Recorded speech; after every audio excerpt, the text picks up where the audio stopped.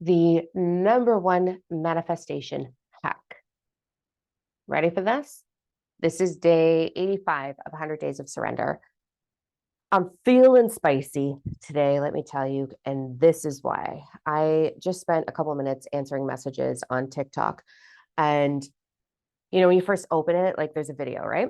So here comes this video of this bro being like, the number one manifesting hack that I do with all my coaching clients. And he dragged it out for fucking 4 minutes to actually get to the point and was talking about, yeah, my clients and my coaching program. And I was like, okay, number one, this is how I look at the world. Okay. So my theory is, I'm such a spicy person. Trigger warning. My theory is, if you're creating a video where you are like, my coaching program, my coaching program, my coaching program, my coaching program, you're not booked up, bro. So are you actually manifesting clients? Are you actually doing that? Does it work? Your number one hack? So spicy. So I look at it like that. And the second thing I look at is anyone who is like inundating social media endlessly. How do you have that kind of time? You're obviously not booked up. There's something going on, my darling. Can you fix it? So I want to talk about the number one manifesting hack. I'm going to start with, I'm going to be a little bit braggy. I am a master at manifesting. Literally 24 hours. Anything that I desire is in my reality. When I wanted my mini, it happened. When I was teaching, every time I teach the Ascension Retreat, we go through really how to create with universal flow. That's what I prefer to call it over manifesting. And every time I teach it, I wanted the one time I was like, okay, a Mini Cooper. Like I love little cars. Like that'll be fun to bum around with. Mini Cooper in 24 hours. Pimped out Mustang because I love American muscle and it makes me feel badass. Love it. 24 hours. No problem. The home that I'm currently in took 3 days. A previous home that I had took about 4 days. So you can truly manifest anything that you want if you understand how.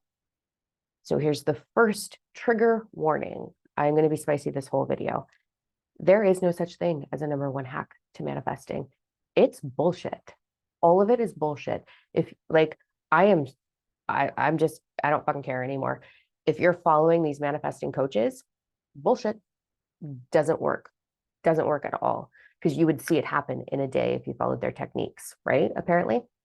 This is the actual truth, okay? There are 12 universal laws. 12. One of them is the law of attraction. If you are only going to use and understand the law of attraction, how the fuck are you going to get what you desire? Like really, truly. Using one law out of 12. Not going to work. You are limiting your options. So to make it really easy, I'm only going to talk about 2 because these 2 will change your entire life. Absolutely. That I promise. 3. But anyway, so the law of vibration is we are energetic beings. Okay. Where do I even start with this? I'm going to start with this. And I've said this a couple of times. We are energetic beings. You have 40 trillion-ish, I don't know, I'm not a scientist, cells in your body. Each one of those cells is comprised of what quantum physics calls light. Christianity calls it compassion. Buddha calls it compassion. Christianity calls it unconditional love. It's all the same thing. Source, universe, flow, universal flow. So, side note, and I've talked about this openly, I will probably do a full rant before this 100 days is over on this specifically, because the universal law of oneness is correlated to this, but the universe is not separate from you. Each one of your cells has universal flow in it. Universal flow does not understand the difference between choice and focus. Okay. So if you think that you are choosing something, I want you to think about what are you actually focusing on, because universal flow works with focus, not choice. Focus. So you want love. Okay. We'll use love.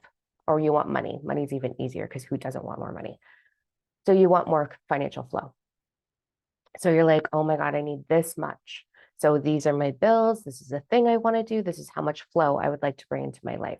So you're like, okay, that's what I need. That's what I want. So you go into your visualization, all the bullshit steps, right? Universal flow is like, oh, you don't have it. Okay. And so you keep pushing it away because your internal focus is on what you don't have, not what you do have. A lot of manifesting coaches out there talk about live as though it is. The Secret is probably the best and worst thing that ever happened to society. Yeah, it brought awareness to the fact that this exists, that we can bring things into our life, but it didn't do it justice at all. It said if you visualize it and you feel it, so you imagine you're driving that car, you imagine you're getting that parking spot, bam, boom, there it is. And to some degree, that's 100% accurate. But the tricky part is, back to the focus and choice, each one of your cells is also comprised of your belief structure. And your subconscious is 95% of your belief, your thought. 5% is up in here. So up in here, you're like, oh yeah, I'd like $5,000. Da, da, da, da, that's going to be great. But in here, what's the belief? What's the actual belief? There's 5 steps to creating anything. So let me pause that and say, back to universal law, the law of vibration, our cellular structure, whatever we believe, focus on, and feel, not so much think. The thought creates emotion, right? So whatever we focus on, believe, and feel in the subconscious space is our vibration. It radiates out into your electromagnetic field. Your auric field is the same thing. You want to call your vortex, whatever that is, right? So this orb around you is your vibration. Like attracts like. We know that. So your vibration is here. The law of attraction is responding to the law of vibration. That's how those two laws work. Law of vibration, law of attraction respond to each other. So congratulations, you are already manifesting. You are 100%, 100% manifesting your beliefs, your subconscious beliefs. And this is a trigger because people will be like, well, I didn't manifest the car accident. I didn't manifest da da da da da. I'm like, no, you didn't manifest how you received it, but you manifested your belief. Okay. So your belief resides in your inner child. So let's just focus on money. When I was a little girl, my caregivers would hide money from each other all the time. I watched them. One person would go grocery shopping and take $25 out of the grocery allowance. That's a whole other thing. My mom, she would get an allowance from my fucking father. Like, what kind of bullshit is that? But anyway, and she would take $25 out of it and hide it for her. So lesson number 1, you get an allowance. You don't get it yourself. So don't be with a man, which also attached to some of my limiting beliefs on love. Lesson number 2, I learned, hide it or it'll be taken. My father would also hide money from my mother all the time, all the time, all of the time. Not once did my parents ever hand me money. Not once did I ever get to hold a $5 bill. Not once. I also had to start working at the age of 13. And once I started getting a paycheck, half of my paycheck was given for room and board. And the other half, I was responsible for buying my own toothpaste, my own shampoo, my own feminine products, my own school books, for fuck's sakes. And I'm 13. Like, cool. So I learned at a really young age, money doesn't go far. It doesn't go far and it gets taken from you unnecessarily. And I watched my parents take money from each other unnecessarily. They were not in union. They did not share. They did not give and they did not receive. They took and hid. So my limiting beliefs in and around financial flow were, if I am responsible for my own money, I will be safe. And every time I got into a relationship, I would go broke ass poor every single time for no fucking reason.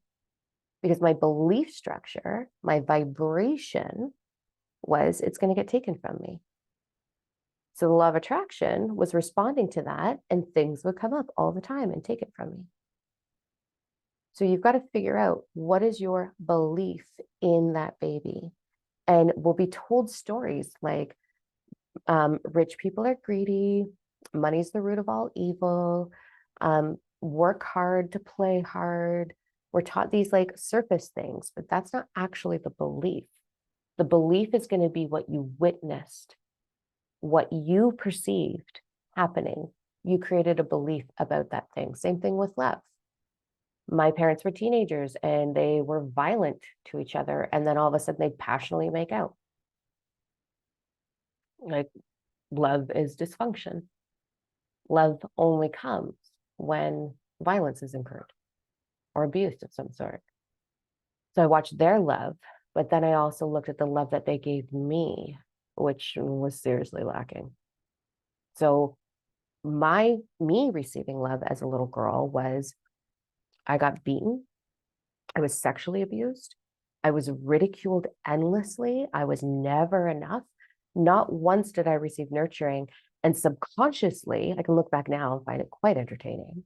Subconsciously, I would get hurt all the time, like stitches endlessly, sprained knees, like all of these things because I was seeking nurturing. And then when that would happen, I would be like, you're just trying to get attention. Stop. You're too much. And so my interpretation, my belief of love in that baby is it's not available unless it hurts. Love is painful. Love is rejection. Love is abandonment. So when I fast forward into my young adulthood of trying to do successful relationships, every single one of those relationships reflected that belief structure that love is painful and love means abuse. So we have these stories again. Love is unconditional, and love is gentle, and love is kind, and love is affection, and love is sex, and all these things. But my belief structure from what I perceived, what I observed as a child was love is pain. That was my definition of love. So that was my vibration. That is what I received. Okay. So I want you to dive into where is there lack in your life? And I want you to look at what's my focus? Like, what am I focusing on? Am I focusing on like the fact that I don't have it and that I need it? Or am I focusing on all the areas in my life where I actually do have it? So I believe that the attempt for a lot of manifesting coaches out there, I'm not going to say that they're assholes. I just don't think they fucking get it. I think they get these surface things because sometimes it works. Of course, it's going to work with bringing a car into your life. Of course, it's going to work with getting a parking spot. Of course, those things are going to work because you have no limits in your beliefs about attaining those things. So the things that you truly, deeply desire to bring into your life, like soul purpose, true love and companionship, a bigger social circle that accepts you, loves you, resonates with you. Wealth. That's another thing. Money and time are currency. You can't manifest those two things. You can manifest frequency. So you can't manifest dollar bills. So I like the word wealth. A lot of you like the word abundance. I don't like abundance personally, and I'm not saying it's wrong at all. But to me, abundance is abundant of pain, abundant of body, abundant of the good and the bad. No, thank you. I'm not taking that chance. So when it comes to financial flow, the frequency I prefer is wealth. So I look for ways in which I have wealth in my life. And so my journey over the last couple of days, this whole week has been, I've been telling myself the story of it's not easy. I'm stressed out. I'm too busy. And one of the things I desire to experience more of is time because I'm working these crazy hours, right? And so I sat with it. I was like, all right, I know the drill. I know the shortcut. I know how to shorten the learning curve because I have done it the hard way and understood. So that's my whole purpose right now is shortening your learning curve. I don't want you to do it the hard way. I literally want to change a million lives. I want a million people to feel what I feel are better in this world. because I know what it's like to be suicidal. I know what it's like to be depressed. I know what it's like to have anxiety rule me. I know what it's like to ache and cry and want for. I don't want that for any fucking human ever.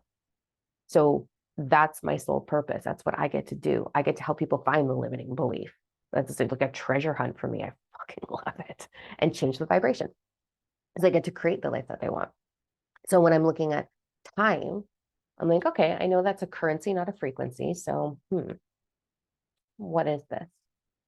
So I started diving into my belief structure, and I found out that with the when does it get easy desire, that was something surfacing in regards to, am I valued? And I know I'm valued. I get a shit ton of love letters. But when you level up to another level, and I've changed the program structure here, like we've taken some big chances. We've got incredible programs coming out next week. And so it's a lot of energy and work. Again, a limiting belief right there.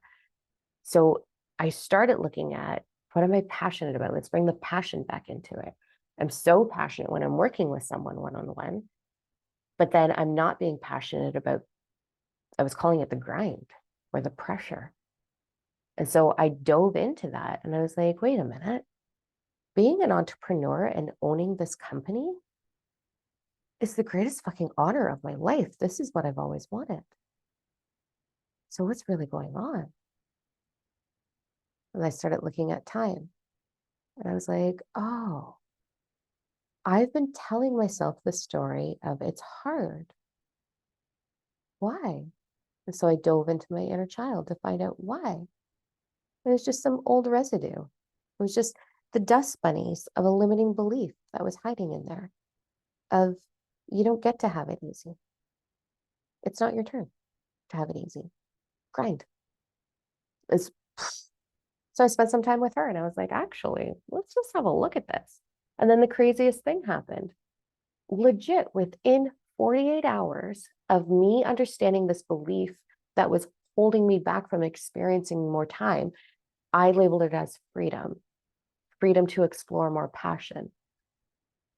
That's what I decided that I was going to name this energy, this frequency that I desire to experience more of. Freedom and more passion. The freedom to experience more passion. So chatted with my inner child, went through those belief structures of what was holding me back. Within 48 hours, my clients that were like really, really early morning and really, really late evening, all were like, hey, I was wondering, I now have this opportunity. And so they all started shifting their time. So now I don't have to get up as early. All my clients are perfectly aligned during the day with this beautiful little 20-minute gap in between so that I can go pee, I can see Frankie, I can stretch, I can grab a snack. And they're all perfectly aligned, which now gives me Wednesday evening off. Wow. It gives me Thursday. I am done at noon or 1 o'clock in the afternoon, all the way through till Friday. And now Friday, I'm done at 1 o'clock in the afternoon, all the way until Monday. That was not my reality last week. Last week it was 14-hour days every day.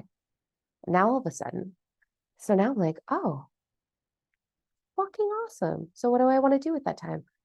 So now I get to invest more into passion, and I'm passionate about letting the universal law of inspired action, which is another one of the 12 laws. You don't want to just use one. Remember that the law of attraction is only one out of 12 laws. You're not going to do anything with one law. So one of the laws is the law of inspired action, which means your compass, your soul, will always show you the next step if you're creating space, if you're not cluster fucking your head. So then the law of inspired action started moving through me. As soon as my schedule switched, law of inspired action, more space, here, do this.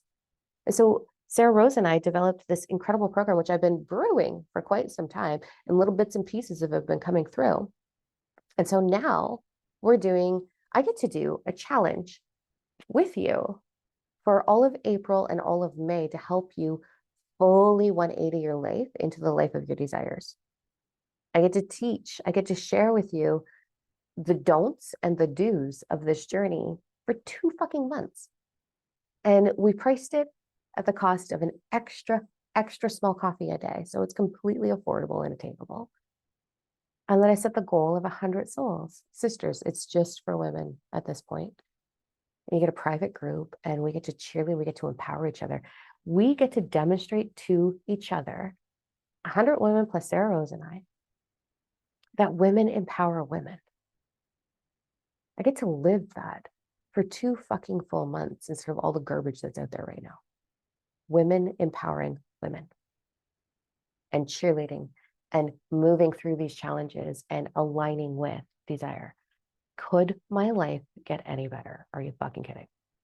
All because I caught myself saying, when does it get easy? When does it get easy? This ego, mwah, I love it. I love my fucking ego because it's always showing me where we can level up. It's always telling me the story of like, pay attention, we can level up here. And so, fuck yeah. Fuck yeah. So that's where I'm at. There's no hack to manifesting. You're already doing it. You've always been doing it. Everything that you're experiencing, that's a hard pill to swallow. I understand. I'm not going to get into the depths of it. I can do that privately with some of the experiences I've had, but I don't want to hyper trigger you. But everything that you're experiencing on an emotional level, yep, you aligned with that on an emotional level. So one more great thing to add to this, and I can't remember if I said this already, so bear with me if I did, because I tried to record this and then I realized that it didn't record properly. So this is the second time I'm recording it. Here we go. I hope I haven't already said it, but here we go anyway. There's 5 steps to aligning your belief in the subconscious. So please remember this.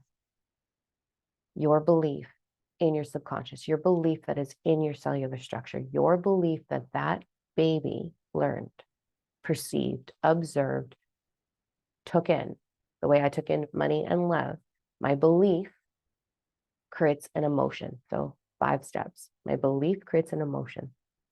That emotion is the lens I'm looking through, my perception in the world. That perception, or sorry, let me back that all up. I missed a step. I got it, I promise. Your belief creates the emotion. That emotion is your frequency.